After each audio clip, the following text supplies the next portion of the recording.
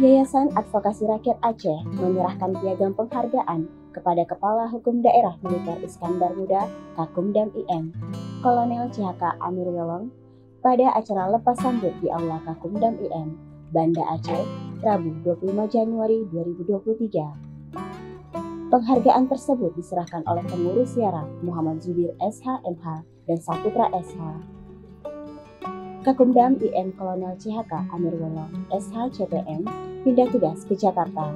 Kini, dipercaya pimpinan TNI mengembang tugas baru sebagai Ketua Lembaga Penjamin Mutu Sekolah Tinggi Hukum Militer (STHM) di Jakarta. Adapun Kakumdam IM baru diduduki oleh Letkol CHK Susilo SH.MH. Kami mengucapkan selamat dan mendoakan beliau agar beliau selalu sukses dan mendapatkan pertolongan dan perlindungan dari Allah Subhanahu wa Ta'ala dalam mengemban tugasnya yang baru, juga pada keluarga dan pada Kakumdam IM yang baru.